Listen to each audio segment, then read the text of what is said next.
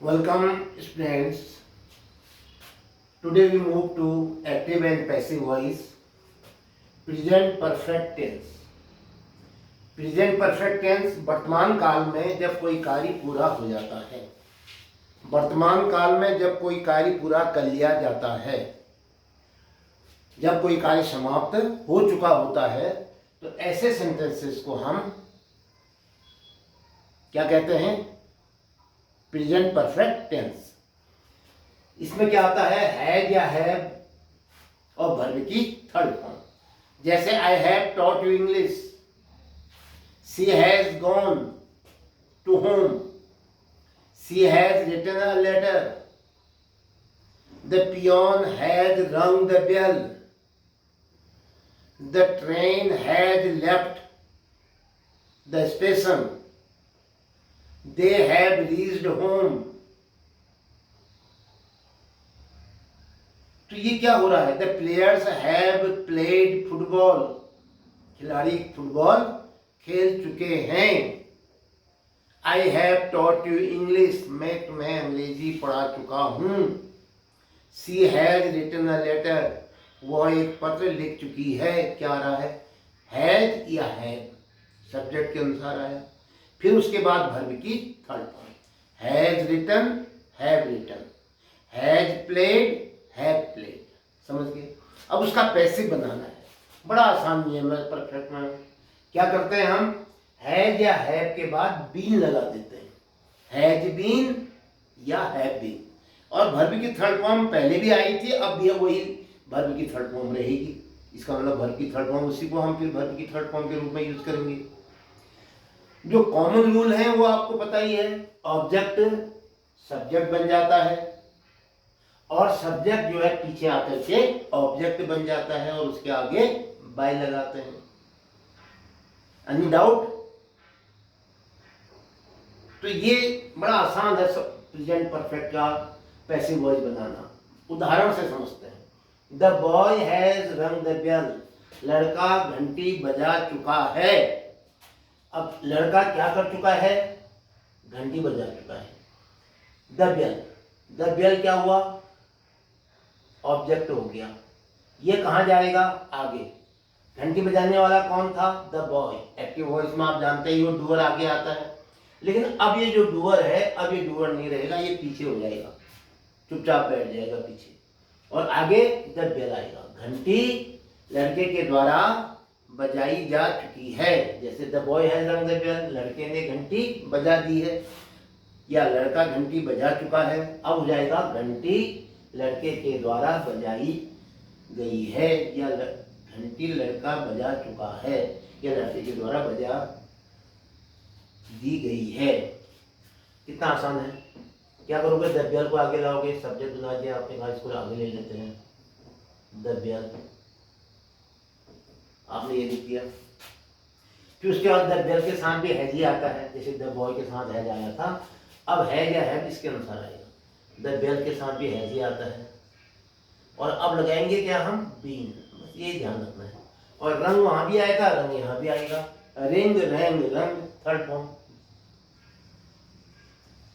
अब बजाने वाला कौन था पहले? The boy. अब ये ऑब्जेक्ट बनेगा। द बॉय यहीं रहेगा। द बॉय पीछे ऑब्जेक्ट बन गया। उसके आगे क्या लगा दोगे? By. By the boy. Next, someone had given him a book. किसी ने उसे एक पुस्तक दी है। कोई उसे एक पुस्तक दे चुका है। हैज गिवन, इसका क्या हो जाएगा? या तो हैज बीन गिवन होगा या हैड बीन गिवन होगा। किस पर निर्भर करेगा? यहां से जिसको ले जाओगे। यहाँ दो ऑब्जेक्ट हैं, एक हिम है, एक अ बुक है। हिम को आगे ले जाते हो तो उसका क्या हो जाएगा? ही। लो, अब ही के साथ तो हैज ही आता है, तो हैज बीन गिवन होगा। उसे दी जा चुकी है, ही हैज बीन गिवन। दूसरा ऑब्जेक्ट क्या था? अ बुक, ये लाएगा पहले। He has been given a book. उसे एक पुस्तक दी जा चुकी है बाय समवन। ये जो समवन है पीछे आएगा, इसके आगे बाय लगाओगे। बाय सम वन। अच्छा, आपने कहा साहब अब बुक से बनाते हैं। इंडायरेक्ट ऑब्जेक्ट को आगे ले लेते हैं। तो एब बुक को आगे लाओगे तो क्या हो जाएगा, एब बुक के साथ भी हैज ही आता है, तो हैज बीन गिवन, अब बुक हैज बीन गिवन। अब ये ही जो हिम था, ये हिम वही रहेगा, लेकिन हिम प्राणी है। अगर आप इसको पहले नहीं रखोगे, बाद में रखोगे, आपने एक बुक को पहले ले लिया ना, तो हिम को बाद में रखना चाह रहे हो तो इसके आगे टू या फॉर आता है। ये ध्यान रखिए, ऑब्जेक्ट चेंज करने के भी रूल है। तो क्या कहोगे, he has been given a book by someone, और अ बुक को लोगे तो क्या होगा, a book has been given to him, उसको टू लगाना पड़ेगा अपने मन से। अगर आप लिखोगे ये book has been given him कहोगे तो ये गलत हो जाएगा सेंटेंस।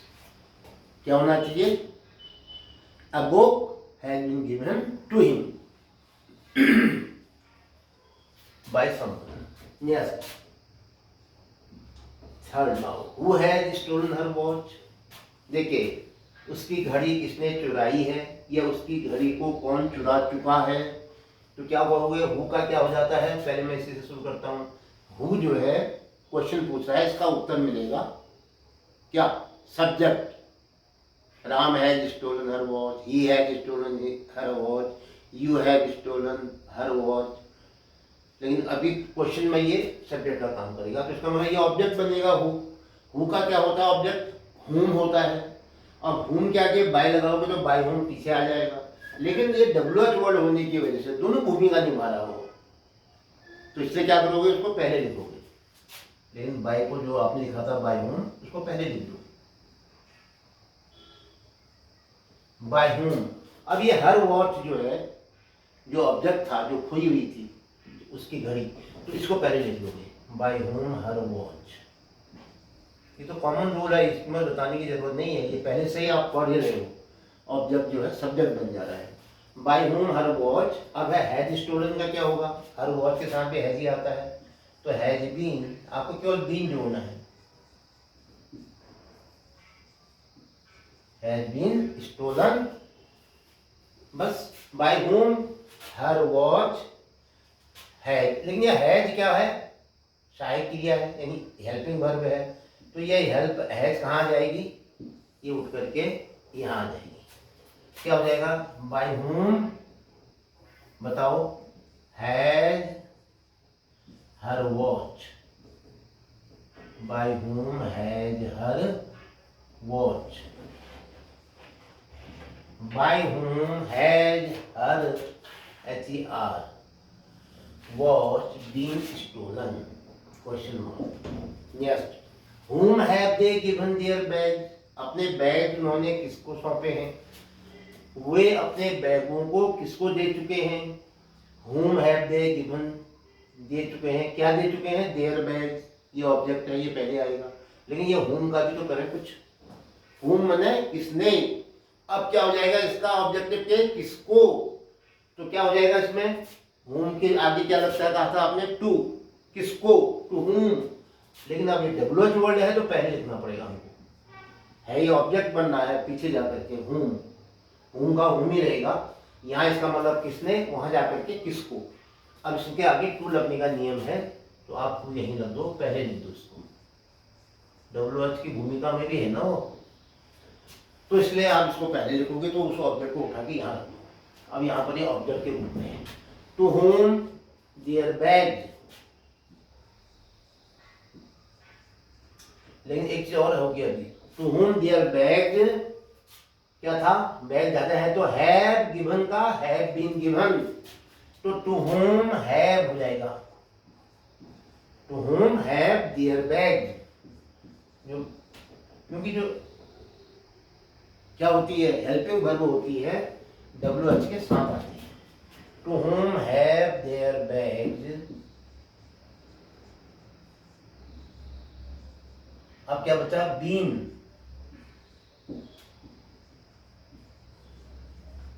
गिवन, दे है अब देने वाला, तो अब ये ऑब्जेक्ट बनेगा तो देम हो जाता है, इसके आगे बाय लगाओ, बाय देम, उनके द्वारा।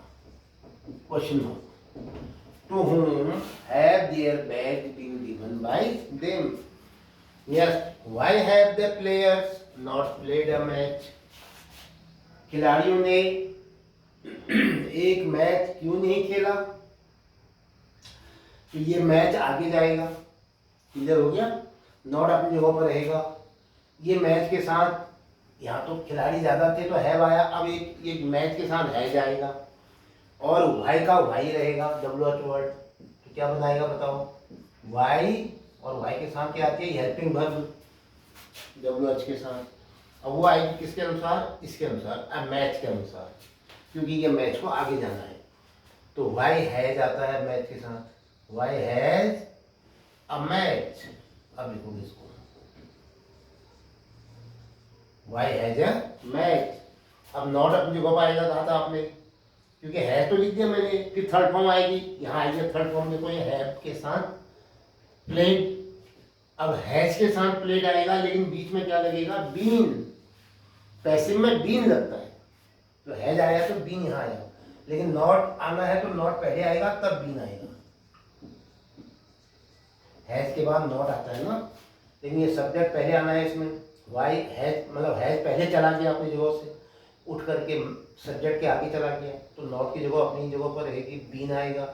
Y has a match not been, third form लाओ प्ले की, पहले से ही आई है, प्लेड बाय, किसके द्वारा, खेलने वाले कौन थे पहले देखो, सब्जेक्ट क्या था तो यहाँ ले, by the players. Question mark.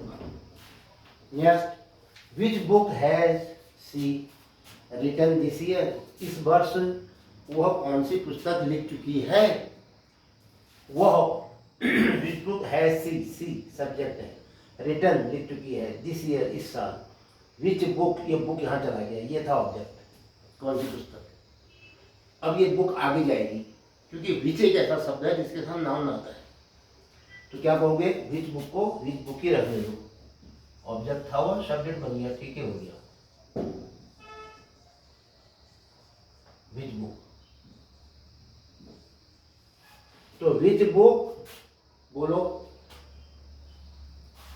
क्या कहोगे, हैड बीन रिटन, क्योंकि नाम तो है नहीं अब कोई, ऑब्जेक्ट आगे आ गया, देखो बुक आगे आ गई, which book, which has book भी होगा, ध्यान रखना, क्योंकि विच एक ऐसा शब्द है जो अपने साथ नाउन लेता है, तब हेल्पिंग वर्ब आएगी। Which book has been written, लिखने वाली कौन सी यहाँ, सी, तो बाय सी का क्या होगा, हर, सी का क्या होगा, हर। ये तो आपको पता ही है, आई का क्या हो जाता है, बी, और यू का यू, और सी का हर, ये ध्यान रखिएगा, तो नाउन चेंज होने का, ऑब्जेक्टिव केस में आ गया question mark. Next, the Hunter has shot a tiger, शिकारी ने चीता को गोली मार दी है, शिकारी चीता को गोली मार चुका है। अब क्या कहोगे, अ टाइगर, मार चुका है, किसको मार चुका है, टाइगर को, तो टाइगर आगे जाना है, तो क्या कहोगे बताइए, अ टाइगर पहले आ जाएगा, टाइगर के साथ हैज आता है, तो अब क्या आएगा, हैज के बाद शॉट तो दे रखा, उसने गोली मार दी थी, मार दी है, थर्ड फॉर्म तो दे ही रखी है, बीच में क्या लगाओगे, बीन, हैज शॉट के बीच में बीन आएगा, तो हैज बीन शॉट, ये tiger has been shot, tiger को गोली मार दी गई है, किसके द्वारा, by the hunter, the hunter को पीछे लाओ, बाय लगा दो उसके आगे, बाय द हंटर। तो परफेक्ट टेंस बहुत आसान था, यहाँ हैज प्लस थर्ड फॉर्म आती है, हैड प्लस थर्ड फॉर्म आती है, पैसिव वर्ब में क्या हो जाएगा, has been plus third form या had been plus third form, has और हैव के बाद बीन लगता है, वर्ब की थर्ड फॉर्म आती है, बस इतना ही याद रखना था। तो ये आज हमने किया active and passive voice, present perfect tense. आपको ये सबसे आसान लगा होगा, आप अपनी राय जो है कभी कभी कमेंट बॉक्स में जरूर लिखें। इसके साथ ये वीडियो समाप्त होता है। जय हिंद।